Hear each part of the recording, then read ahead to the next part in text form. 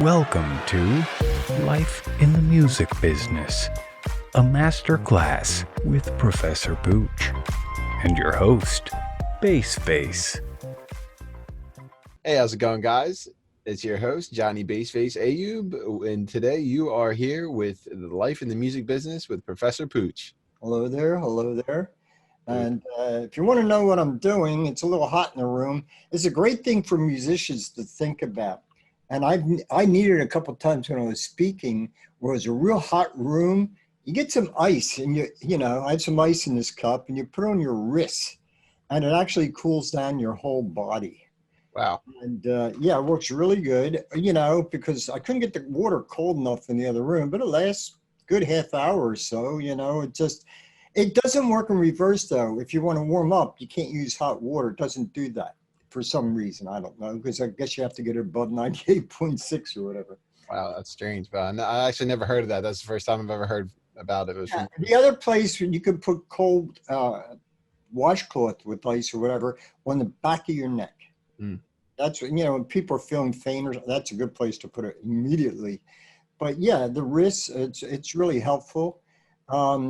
This is one of those strange days. I actually found out I got tired of getting my beard caught in vitamin jars. I would close a jar and pull it, kind of thing. So I actually trimmed my beard. When I pulled it down, it was down to my waist. I couldn't believe it.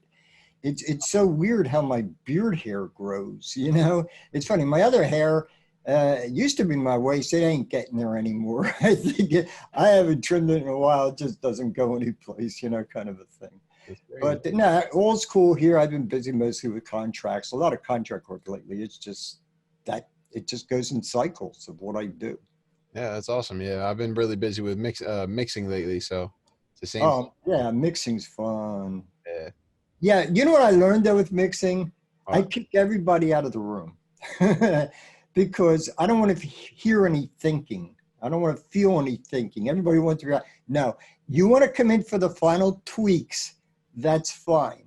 But let me get it started, because it's going to take a little while. I'm going to EQ each track, and get the right sound on each track. And, I freak people out when I would, get the right frequencies, and I'm up in volumes and stuff. And then I pull everything down and they freak out. They say, man, what do you, It's because I'm just getting the frequencies. Now I got to slowly work each one up and get them to work together with the reverbs on each one and stuff. I started always with the bass drum, then the snare, and then the hats and things like that, then the bass, and stuff like that. I guess everybody has their own method of which order they like to do things. It's just, to me, the bass drum just sets it. I don't know what it is, It's just always, yeah. The same thing for me. That's kind of it's a big reason behind my name, BACEFACE. Is I've always loved the low end of every record because that's what you really feel in your chest.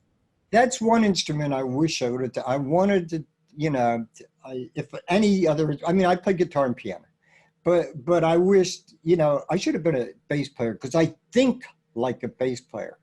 And when I did tracks with the keyboards, I was good on the bass, but I never learned how to just play a bass, Yeah. To me, the bass connects everything. It does.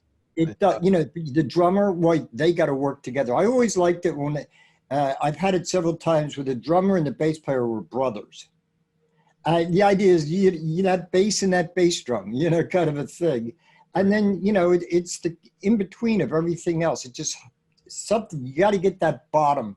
And that's one of the last things mix engineers ever get into is really learning how to mix, for some reason, they don't know how to do the bottom end. That's the biggest problem I've run into with. Yeah, and I see that too, honestly. But I feel that a lot of it, right, is just not understanding the simple, techniques of compression and things like that. Like, you have to have a deep understanding of all these things together to be able to use them properly, and just like how you said, learn, you have the knowledge, but you need to learn how to use it. So in that case, I see the low end a lot on records is just it's too loosey goosey. There's always too much poofiness or something along those lines. It's missing. Wait. By the way, one of the biggest mistakes that bands make when they first start recording excuse me, when they go into a regular studio and they see these big ass speakers and they want to mix from these big ass speakers without checking them with other speakers. And they go home and they wonder, where's the bass? You know, because it's just like because bass, I'm not going to get into all physics, but bass has a long sine wave. Of course, it's a slower frequency. Yeah, and then, the guitar might be here where bass is. Well, that's why when you're in an apartment or something, you hear music from the next door, it's usually what you're hearing or feeling is the bass because it goes right through the walls, kind of a thing. Yeah, and like I'm a huge fan of 11.6 compressors, and I use them all the time in Pro Tools and stuff like that, and Ableton as well. But I love to have my low end, like I smash my low end. I can over the living hell out of it, and then I have like a slow release, so it like really it holds everything together. You know what I mean? It's like the glue for the whole record. If your low end isn't there, to me, it's almost like you didn't do your job. I know exactly what you're saying because I just heard a really good mix actually from somebody, but the bass drum was so thin. It didn't match the kind of music that everything else. I mean, yeah, if it's certain kinds of hip hop, okay, but this wasn't hip hop. It was R&B, and the full sound and everything, and then this little tinky bass drum. What the hell's going on here? You know, I mean, I want to feel the bass drum. I want to, I'm a rocker. I want to be blown back through that wall. You know. Yeah, I love that stuff too. You find that a lot in EDM nowadays. There's been it's been cool actually because I started off in EDM like 7 years ago, so I got to kind of see like the whole Ultra Miami and Tomorrowland and all these things were building throughout the time that I was in like high school, and I always knew about them, but I never really understood what all that music is about. But nowadays it's cool to see how it's progressed into pop music and how it's all just coming around and it all fuses together. I remember when I started out with the majors, when I was with the majors, it was the late 60s or whatever, no independent anything. And it was just at the time that some people were doing folk, some were doing rock, some were doing jazz, and it started fusing all together. And God, nowadays, I wish it's really cool when certain things are put together. You know, I mean, right now, personally, I like rock dance. You know, I need that rock, something basic rock in there, okay? Mm-hmm. But with the dance, so it just works together. And during these virus times, people want to be up.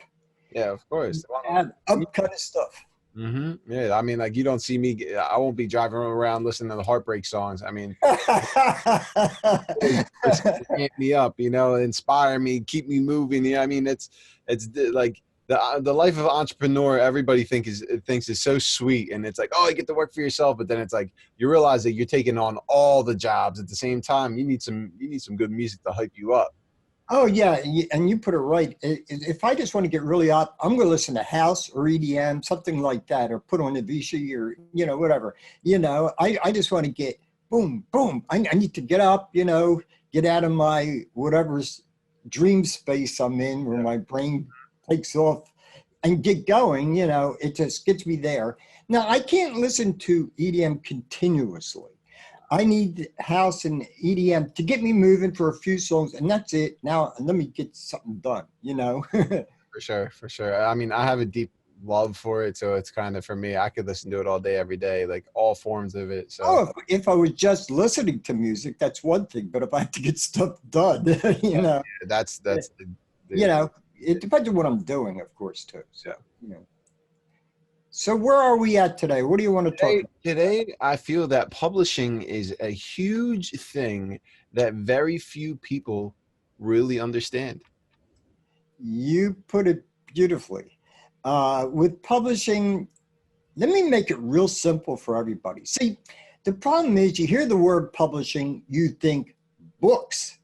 That's what, you know, publishing, books. Well, back when publishing started in the 1800s, even with music, there was no CDs, digital, even vinyl, you know.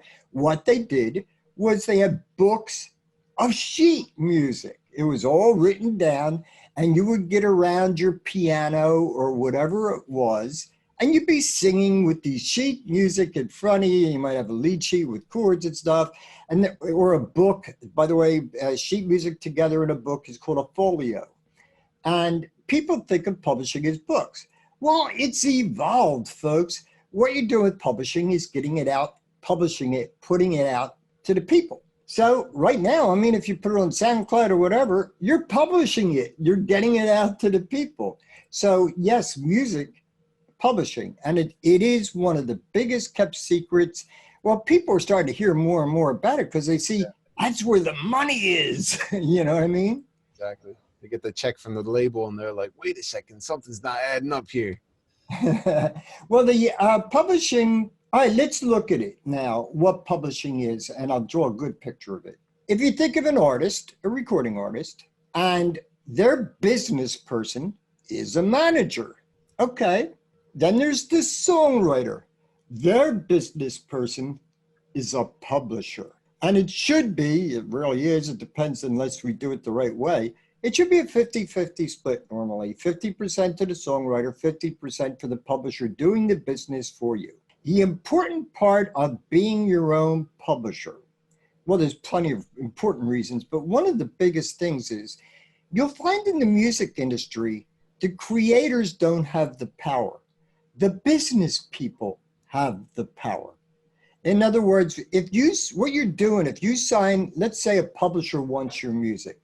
If you sign a songwriter's agreement to a publishing company, they in effect, you're turning over ownership of your song to that publishing in exchange, hopefully for some cash and royalties in the future. In other words, money, reoccurring monies from things happening. And the thing is that what you want to do and what everybody should want to do is have their own publishing company. And it's not hard to do. Matter of fact, if you go into professorpooch.com free library, there's a thing on publishing. What is publishing? It'll tell you some of these things.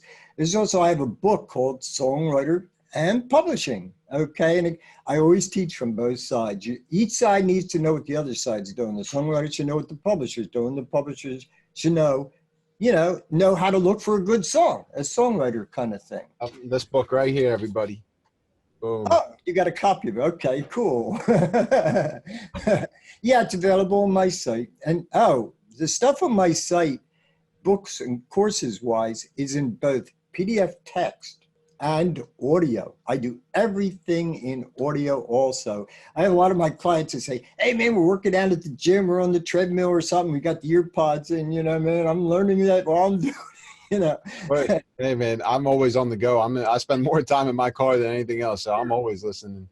That's where I got the idea, by the way, with the car, because the first audio things of books and stuff were lawyers, because they'd be on their car going to work, listening at those days in cassettes in like the 80s or whatever. And they're listening to cassettes, learning all this law stuff while they're driving to work, and audio comes in handy. Now, where you got that book kind of thing, that's at Amazon.com. If you look up Professor Pooch, my author's page on Amazon, that's one of the books. And there you get the paperback book that you were holding up, and Kindle. It's on all formats and stuff.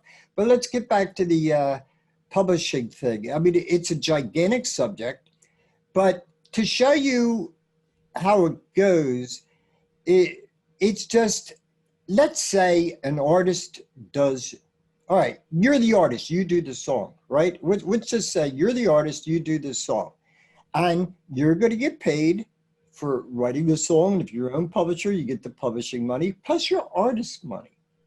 Now, let's say somebody else wants to do your song. Doesn't happen much in rap, of course. I think rap should be done once. But in R&B, pop, country, soul, things like that, other people might want to do your song. Well, that's great.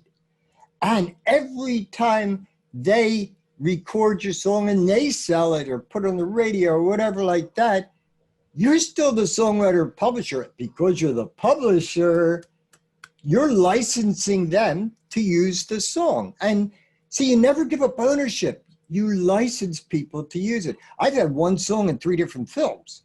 So like, you know, that's what it is. You license it, you never give up ownership. And I know from, I don't know if I talked about it on one of my shows, but it's worth repeating. It's just a joke of the guy that produced me in the 70s, Jim McDaniels. I mean, he put out a song and it paid for his ex-wife in Seattle, his ex-wife in Beverly Hills. One song, Feel Like Making Love, for Roberta Flack. Right. She got paid, the label got paid for that one rendition. But meanwhile, 400 other people had done it by just 1990, and he made millions from one song. Incredible. Well, and the thing is, in the United States, if you go on terrestrial radio, like AM, FM kind of radio, they pay the publisher and the songwriter. They do not pay the artist and record company. And we're not going to go through that. It's a whole disaster. It's been in the courts forever. Other countries, most other countries, they also pay the artist and the record company when it's played on radio. Wow, that's interesting. So that's a whole nother market for the artist that is where he could be getting paid. It would be another stream of income for both the label and the artist. That they've been fighting it since the 70s, and it's never gone through. I mean, Frank Sinatra, I think, in the 70s. CSAC is the only one that's able to do that, right? Because they were after the law of 1918 or 1928. No, that was in the 40s. That's a separate law where late 30s, early 40s, I forget exactly. But CSAC, there was only ASCAP and BMI back there in the United States. And they were put under this thing, you know, some kind of a law kind of thing. I'm not going to get into the legalese right now, I'll drive people crazy. But CSAC came afterwards where they can actually license people for TV and film. ASCAP and BMI can't license for TV and film. That's one of the big mistakes. That's why split sheets are dangerous. Split sheets, you say, okay, who you with, ASCAP or BMI? Okay, they'll take care of paying you. Yes, for airplay only or usage of your song, they pay for usage, live or recorded on AM, FM radio and the internet and stuff. They do not take care of collecting money for you when your songs are played on TV, film, commercials, video games. And video games are gigantic at this point and getting bigger and bigger and bigger. I mean, you know, and people want to get their music on these video games. Well, if you signed a split sheet and it doesn't mention that, that publisher who you signed your music off is making money and you aren't, unless it's listed in your songwriters to publishing agreement. If you just signed a split sheet, it might not be there. So that's something to look out for sure. I mean, right off the bat, that's a huge mistake that could be made right off the beginning of your career. My thing is what I do is somebody, you know, split sheet to one of my people or something.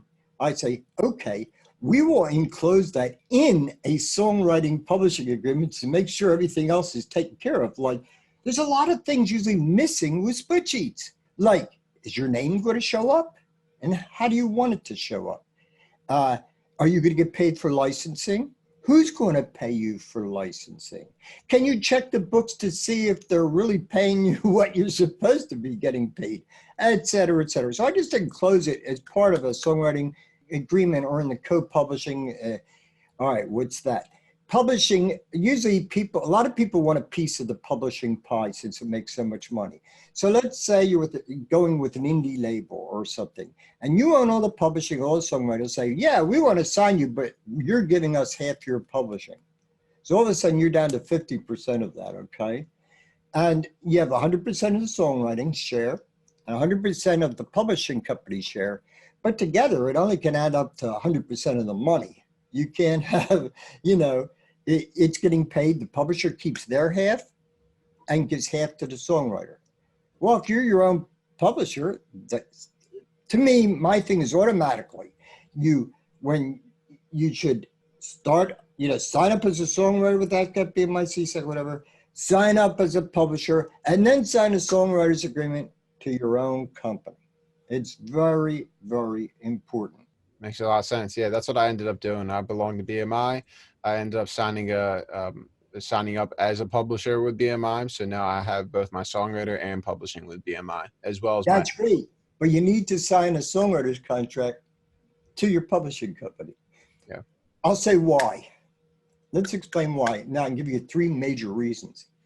One, and this usually goes with an LLC, we'll get to this in another thing, but when you're going to copyright your stuff, if I'm copywriting one of my songs, okay, I'm signed to my publishing company. I'm with BMI, just happened to be for many years. So if I'm doing a copyright with registering it with Washington, I'm going to put myself down as the writer, Professor Pooch. Or if I have co-writers, they're on there too. And then for the claimant, that's a very important word to learn, claimant. That means the owner, the power. I'm going to put my publishing company, which is Pooch Stuff Publishing. Okay, just long story. But so then they're going to ask you, now, wait a minute. How come that name is different than the writers? And you'll see a box underneath. It'll say, there'll be a box with a choice of by written agreement. I check that box because I've signed that written agreement with the publishing company. That's a major reason. And the first time, though, which goes back to the 80s, where this came up, when a guy from Nashville was dealing with me, and I'm trying to remember this back as far, we're in the mid-80s, something like that. And what happened was he says, Pooch, good news, bad news. I said, huh? He says, I sold my publishing company. I said, well, did you make some good money for doing that? He says, oh, yeah. I said, well, wait a minute. What's the bad news? He stopped getting the Songwriters extra shares. Yeah, he got his ASCAP or BMI, whatever he was back then. But he was not getting the licensing money and stuff like that. The publisher had nobody to pay because he had never signed his Songwriters agreement to the publishing company. Wow. So they kept all his licensing money for anything. And there wasn't many video games and stuff back then, but there was TV and film and commercials. Did he ever get that money back? I don't remember what happened out of it, to be honest with you. This is somewhere in the mid-'80s. I forget. I mean, I'm not a lawyer. I can't, handle those kinds of things. He would have had to have handled it. He would have had gotten an attorney. Well, he could have tried by. It's when I run into situations like this, I do a lot of legal work, but I'm not an attorney. What I would do is I would call that publishing company and say, oh, come on, man, and we'd put together a publishing company real quick or something, whatever, a songwriters agreement and say, look, he's not getting his licensing money. And then let's say that doesn't go. Then I'd write a threatening letter, okay? But after that, if they're still fighting, I said, I'm sorry, you have to go to an attorney. And there are legal law places, I know of a couple in New York because I've helped some people with this stuff, that all they do is get back royalties that are owed because they were screwed, people were screwed. They'd have to go to these specialty royalty. I forget the names of the companies, I shouldn't name them anyway. But there are companies that will get back royalties that are owed to you.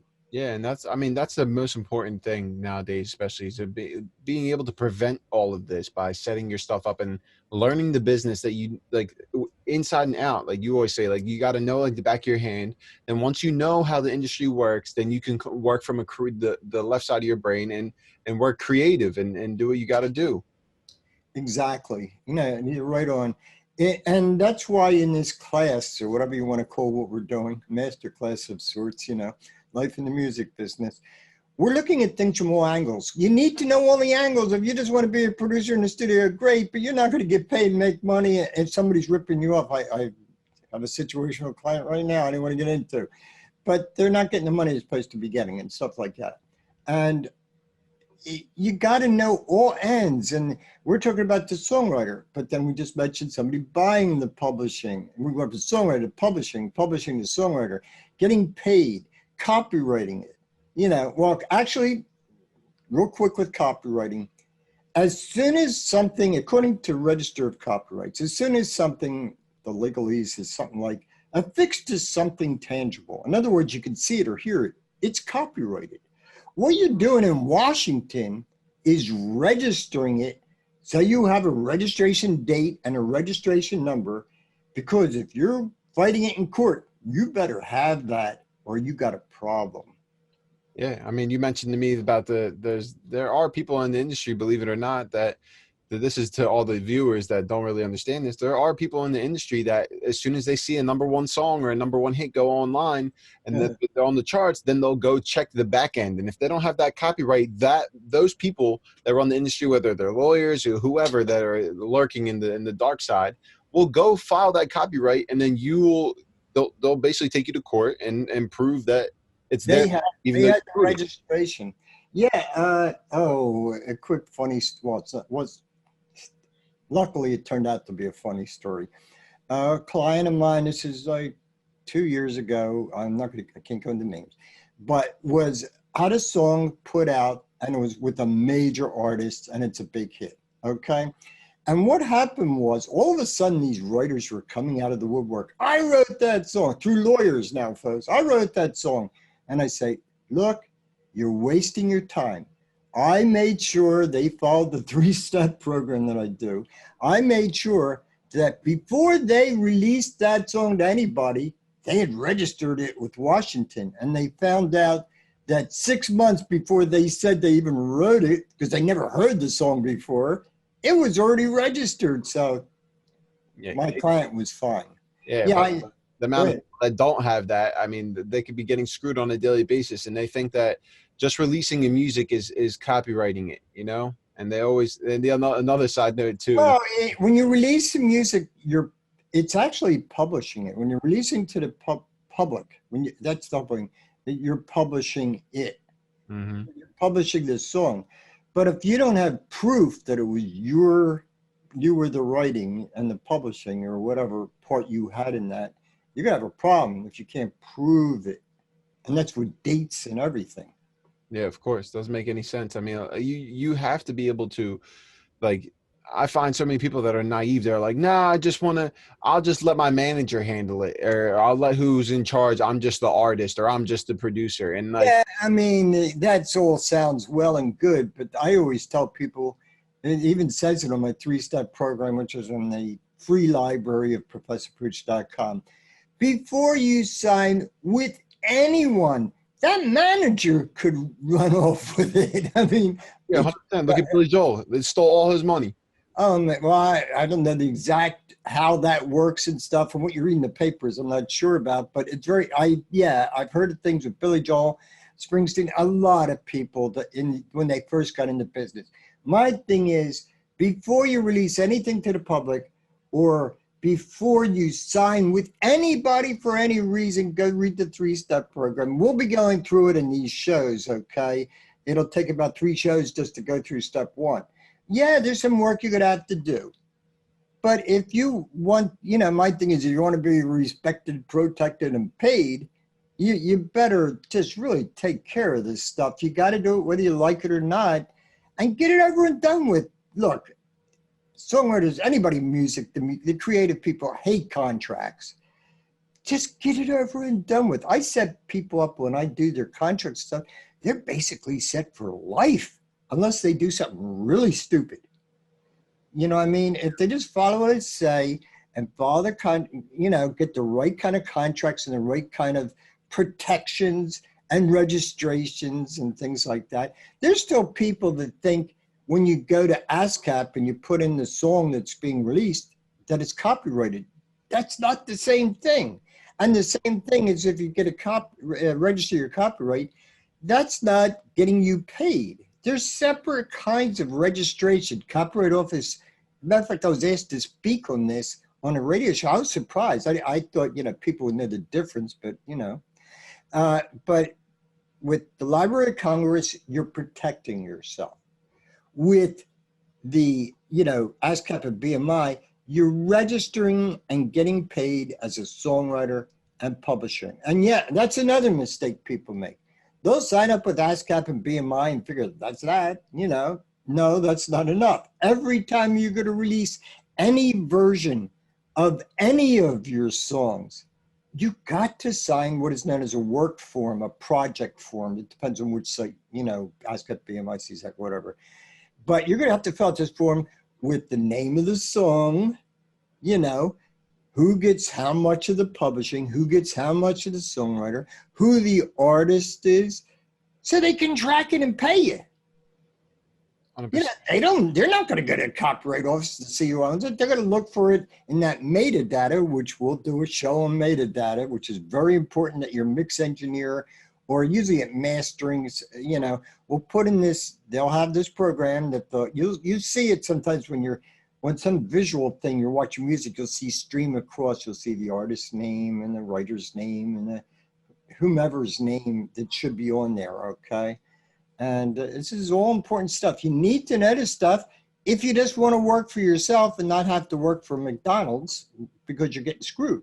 Yeah, of course. And I guess just for the viewers, Pooch, if any of our supporters or any of the listeners on the podcast and YouTube, all the different platforms are releasing this, if they want to reach out to you and be able to do the 3-step program personalized for themselves, how do they get in contact with you?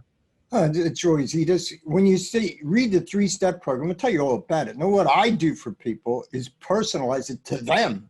You know, I have to be generalized. Everybody's all different. Every situation's unique. Believe me, I run into crazy ones. Maybe the investor is part of the group, but he doesn't play an instrument. Oh, I get all kinds of weird stuff, okay? But yeah, and right at the top of that thing, if you go down, you can read all about it. It shows you all the things. You don't need to come to me if you can figure it all out for yourself. But you'll see towards the top, it'll say, if you want to personalize or something, I don't remember, it'll take you to another page that explains the personalization of it. Or just go to the front of professorpooch.com and click on, on the front page, there's different programs I do. I different kind of education. I'm an educator. And different education programs. One of them is the 3-step program. You click on that, it'll take you directly to the page showing how it works and, you know, step 1, what that includes, what step 2 includes, what step 3 includes. And the whole idea is to have a plan of action. You know, people, what happens, a lot of studios refer people to me.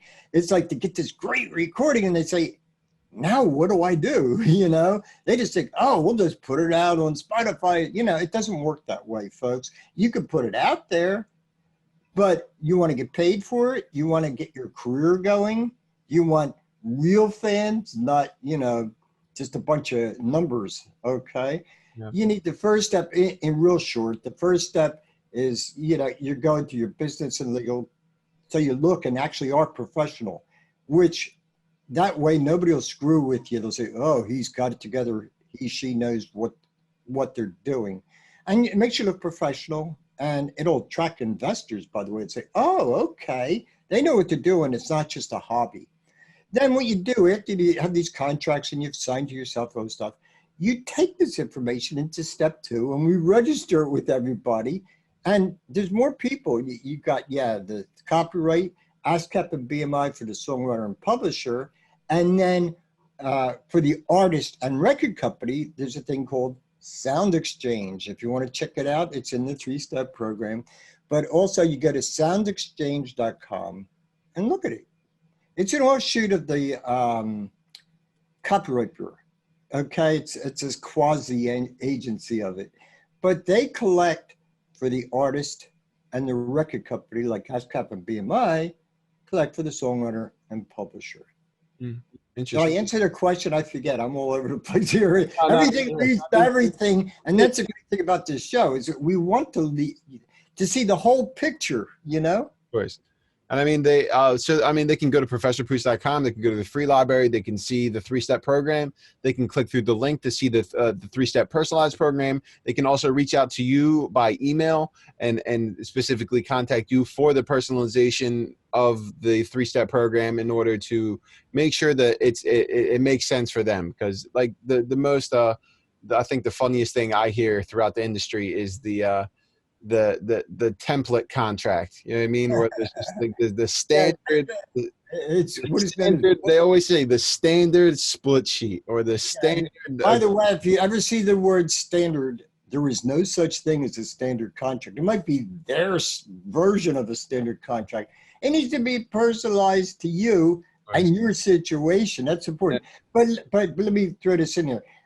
Look, folks, if you ever have a question, just type ask. Send me an email at ask@professorpooch.com. I never charge to answer a question. You know, just be specific. Don't say, how do I become a star? That, it's like 3 years of education. Yeah, exactly.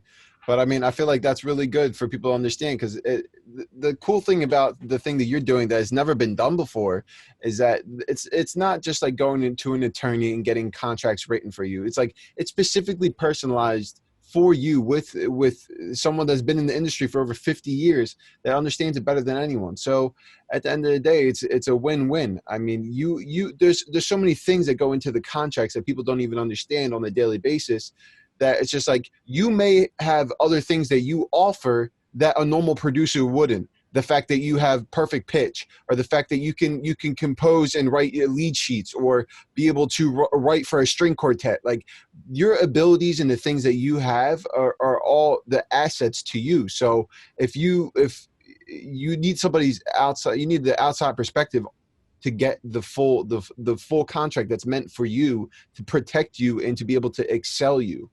Well, a good entertainment attorney is going to know how to personalize a contract for you. What I add is that I educate you. And so you know what happens when you run into this person. What do you say to this manager? What do you say to that? I go into the education part. That's what I offer, because I want people to know what's going on, and then of course I get 7 to 10 times a week. Pooch, will you manage me? No, I don't manage anybody. But if you get a manager, I'll work the contracts and also grill them for you to make sure they really know what they're talking about, and kinds of things. I'll look them up and stuff like that. And I will guide them if they're good people. I'll work with them and guide them, but I don't have the time to be a manager myself. I appreciate the kind words and all that stuff. But yeah, it does take effort, folks. Yes, contracts and stuff should be personalized. By the way, clearly, again, I'm not an attorney. I've taught a lot of attorneys, and attorneys hire me for different strange contracts and stuff, all kinds of weird stuff. And I've taught entertainment law, like at the Art Institute of Philadelphia, things like that, and developed their courses. But I'm not an attorney. And people say, well, why don't you just become an attorney? No, I don't want to be an attorney. I make music, man. I want to play my guitar, and help people and teach people. But I don't want to be no attorney and stuff like that. But see, here's the difference. The problem, you brought up the term templates, and that's where you get on the web and stuff like that. One of the biggest things to learn is that it's not always what's in a contract that can hurt you. It's what's been left out. Like we explained with the split sheet. It didn't say, well, is your name going to be there? Is that in there? You're going to get licensing money. You have to know and how to recognize. That's why you got to learn this business. Watch these shows. Go into my free library. Look at the books and courses, whatever. You need to learn this stuff if you want to make it your career, and stuff like that. And yes, you will see on different shows, I might repeat certain things. It's done on purpose. Yes, I don't remember what I say on every show. I'm basically an ad libber, I just talk. But, look, just learn it, do it right and stuff like that. Get it down, get it together. It's your career. And I'm going to repeat things that I think are very, very important for you to know. Yeah. And I feel the same. It's a very important thing. And the one thing I can kind of leave the listeners with, we can basically go out from here, is that like you got to look at the long term with this. This is an investment for yourself.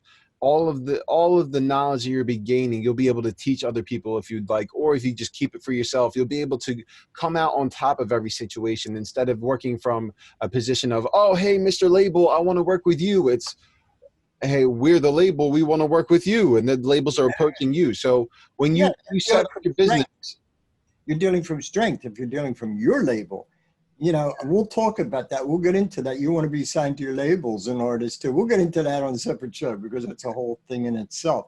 Where you're a sub-label of, like Sony wants you. All right, it's your label / Sony. Don't sign directly to a major label. There's problems that we'll get into on another show. But yeah, this is all a long-term game here, and you can't. There's no shortcome. There's no short route. There's no easy way to do this. You have to either do it or you don't. And that's. If you care about your career, it's your career. You want to make into your life, okay? Unless you want to work a day job and do this on the side. And that's what you want to do, that's your business, okay? But I mean, I couldn't do it. I mean, I couldn't work for anybody. Believe me, if you want to hear a funny fact about me, actually, like it's not even something I'd be embarrassed about, but every normal job I've ever worked in my life, I've been fired from because I did too much. I was too inquisitive and I wanted to learn. Like I've worked in some pizza shops and like I was running the phones, but I also wanted to learn how to cook because I love cooking. My dad's a chef and was a musician, et cetera, but that's for a different day. But I mean, it's so funny. The only thing that I've ever, that only made sense for me that I actually kept was my own job that I've made for myself that I've, you know what I mean? Went out of my way. I understand. Like I always say, man, I'd make a rotten employee. I'm lucky. Sure. I'm lucky that I've been able to do this, you know, full time for my whole life since I graduated high school. You know, I did go to music college, but I basically taught myself there because I said, all right, I guess I should learn the theory and all this kinds of stuff. But then I purposely forgot it so I could write, you know, really create and stuff like that. Right. But yeah, I couldn't work for anybody else, man. You know, I wouldn't be happy. You know, I like what I do. I work, you know, people think I'm nuts, you know, they say, don't you ever take a vacation? Folks, this is a vacation. You know, to me, vacations are work. I raised 2 kids, okay? And when we used to go on vacation, it's chasing after 2 kids. You need a vacation after a vacation. So, I mean, this is, to me, I'm doing what I like to do. And I work 12 to 14, sometimes even 16 hours a day, 7 days a week. But it's fun, you know, but you got to learn this stuff first, folks. Yeah, it's fun. It's funny. Here's another fun fact, everybody. I was actually going to law school, and that's the reason Pooch and I had linked up to begin with. And I had to weigh the option. Like, was it worth it for me to go to law school or do something I'm very passionate about instead of just chasing the money? And I will happily say that I took the second door, and it was more fruitful for me in the long run because I've never been happier. My relationships, my health, everything's in great working order. And I mean, I can progress every day. It is amazing. You know, I read about this and I started thinking about it and I started looking to other people who they're, you know, lawyers or this or that, and they're making some good money, but they're not happy people. You know, unless they're doing exactly what they want to do, way they want to do it. Man, you know, I love doing variety of things in the music business. You know, I write songs, I write educational stuff. And by the way, anything we're talking about, you know, spread the information. I want people to know what's going on. I'm not saying, oh, well, you know, you got to do this. You got to come to our course to learn everything. Like, no, we're giving out the information for free. Yeah, yeah, on these casts, you know, and yeah, I mean, tell people about them. You know, we're gonna be all over the place, so check us out where you want between. So that was a great episode. So if you want to lead us out, tune in for the next episode. Bye-bye. It's the new tradition. Take care. Thanks for watching. Tune in for the next episode.